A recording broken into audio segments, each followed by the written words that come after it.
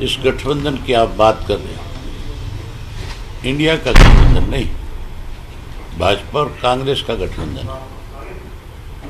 भूपेंद्र सिंह हुड्डा का भाजपा से गठबंधन है।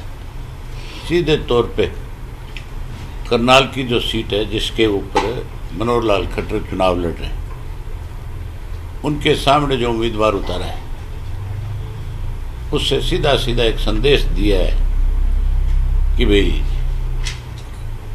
कांग्रेस तो अपनी जमानत भी नहीं बचा पाएगी, और सीधे तौर पे वो भाजपा को मदद करना चाहते हैं। ये हर पत्रकार को पता है, हरियाणा के नागरिक को पता है, एक एक आदमी इस बात से वाकिफ है, और आप लोग तो बहुत ज़्यादा वाकिफ हो, क्योंकि आपको तो एक एक एक्टिविटी जो भूपेंद्र सिंह हुड्डा की रही है उसके बारे में जानकारी है। चाहे वो राज्यसभा का चुनाव था, चाहे उसके अपने बेटे का चुनाव था राज्यसभा का, और चाहे उसके बाद माकन का जो चुनाव हुआ था वो बड़ा इशू था।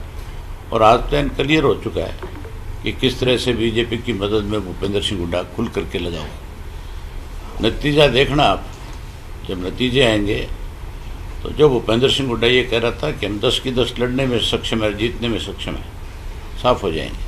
लेकिन सर आपको इससे पहले जानकारी है सर, कई बार कई मौकों पर भूपेंद्र सिंह हुड्डा प्रेस कॉन्फ्रेंस में कई जगहों पर इंडियन नेशनल आप एक चीज देख लो, बताते रहे सर।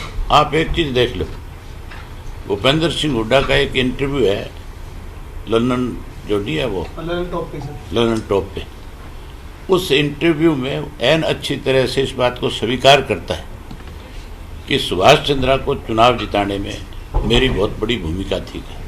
वो उसमें ये कहता है कि मैं अपना बैलेट पेपर खाली छोड़ करके आया, और वो ये भी बताता है कि जो पेन की स्याही बदली गई थी उस वक्त तो किसी और का वोट बचा ही नहीं था, सिर्फ कांग्रेस के लोगों ने आकर के वोट डालना, और उसी वक्त पेन बदला गया तो पेन क्लियर हो गया था, और उसने बात मान ली। जब भाजपा की उसने मदद करी राज्यसभा के चुनाव में सोनिया गांधी के कहने के बावजूद, तो फिर आप उससे ये कैसे उम्मीद कर सकते हो कि वो भाजपा के साथ नहीं है। मेरे बारे में जो वो कहते हैं कि मैं भाजपा के साथ चला जाऊंगा जीतने के बाद, अब वो ये बात तो मानते हैं कि मैं चुनाव जीतूंगा, वो कहते हैं कि जीतने के बाद वहाँ चला जाएगा। आप तो खुद सारे इस बात को बहुत अच्छे तरह से देख चुके हो। 10 साल में विधानसभा में इस भाजपा को कटघरे में किसने खड़ा किया, और इस 10 वर्ष में कांग्रेस की क्या भूमिका रही है। अगर मैं विधानसभा का सदस्य ना होता तो फिर आप ये मान के चलो भाजपा के लिए मैदान खाली था।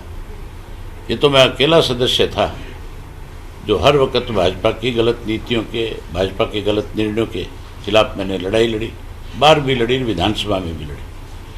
आप तो सारे पत्रकार खुद ये बात कहते हो कि जिस दिन मैं विधानसभा के सदन में नहीं जाता हूँ उस दिन तुम्हारे लिए सदन ही फीका हो जाता है।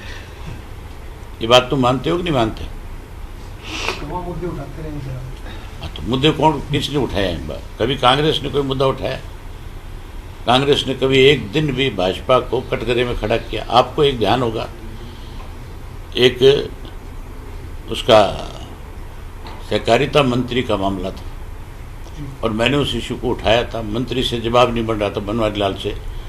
ये था किसान के कर्ज माफी के इशू को लेकर के, भी कितना पैसा किसान के ऊपर कर्जा है, कितना किसान का कर्जा आपने माफ़ किया, कितना आगे कैसे करने जा रहे हो इस इशू पे।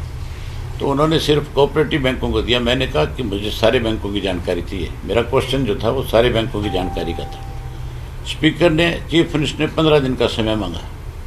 हुड्डा खड़ा हुआ, मैंने ये सोचा था ये मेरे पक्ष की बात करेगा कोई ना कोई, ये भी सरकार को घेरने का काम करेगा। खड़ा होकर के मुझे कहता है भाई जी 15 दिन का समय मांगा है, ठीक है 15 दिन दे दो, क्या फ़र्क पड़ता है। हाउस के अंदर शरेआम ही भाजपा के साथ मिल जाता है। एक ये जो बात चल रही है अभय जी की नायब सिंह सैनी एक्चुअल में शैडो सीएम है, एक्चुअल सीएम तो खट्टर साहब ही है अभी भी, इस पर आपका क्या कहना है? आपका क्या कहना है, आपका क्या सोचना है? शैडो नहीं है। अभी तक तो वो खुद भाषणों में कहता है, मनोहर लाल जी, मुख्यमंत्री मनोहर लाल जी, वो खुद को अपने आप को मानता ही नहीं बेचारा। अभी तक तो उसको ये वहम है कि तू मुख्यमंत्री है कि नहीं है। एक नींव पत्थर रखा हुआ गुरु रविदास जी का कुरुक्षेत्र में, वहाँ पढ़ लो जाकर ऊपर मनोहर लाल जी का नाम है नेचर सीएम। पिछले चुनाव में सर बीजेपी का समर्थन किया था जेजेपी ने, जब बीजेपी को जरूरत पड़ी थी, तो ऐसे में क्या इंडियन नेशनल लोक दल को अगर यदि जरूरत पड़ती है इस चुनाव में, तो आप क्या रणनीति रहेगी? मतलब जेजेपी जो है क्या आपके समर्थन? मुझे लगता है भाजपा वालों ने आपको रटा रखी है, कांग्रेस वालों ने भी यही बात रटा रखी है। मैंने बहुत खुल के बता दिया तुम्हें कि मैं भाजपा के खिलाफ लड़ रहा हूँ, कांग्रेस के खिलाफ लड़ रहा हूँ। आप फिर उल्टे सवाल कर रहे हो। आपको आदत होगी क्या इन सब चीजों की? आप पहले बीजेपी वालों से जाके पूछो सरी, मेरा और उनका कोई रिश्ता है क्या?